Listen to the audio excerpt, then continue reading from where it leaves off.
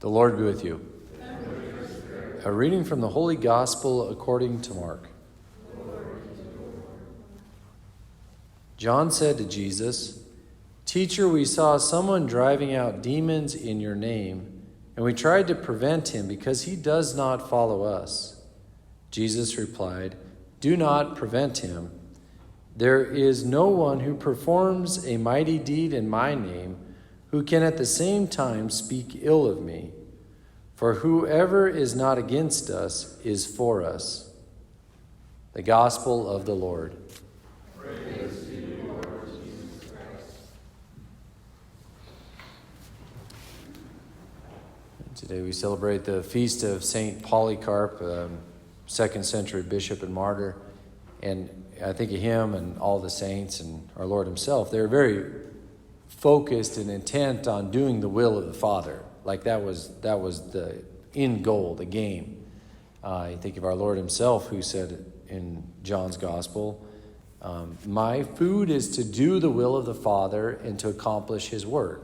So, doing the will of the Father is where it's at, you might say.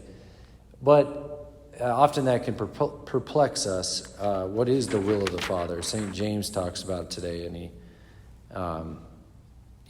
talks about these guys that want to do this or that, and then he says, if the Lord wills it, we shall do this or that.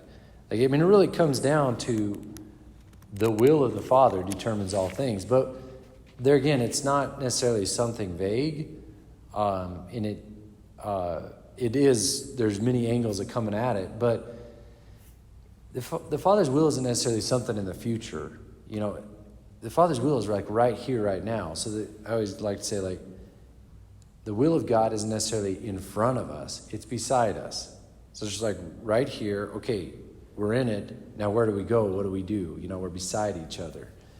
And with that is peace. So our Lord, or St. Polycarp, the man was burned to death on a stake, But he was at peace because, this is the will of the Father for me.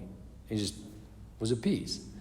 It's easy that's those extreme cases, but I think the reality comes down to it. We don't need to get so far ahead of ourselves. What's God's will for me? It's right here, man. You're in Mass. It's right here.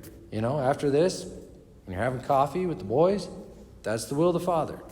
We can discern that as we go. We want to be steered by that guidance, but we don't need to think of it as something just out there that we have to attain or something. So anyway, if we can root ourselves in that will, own it, and be at peace with it, then that's where peace is at. But that's also where the Father can steer us. So don't get too far ahead of yourself. Own it right now. Father's will is not necessarily ahead of us; it's beside us.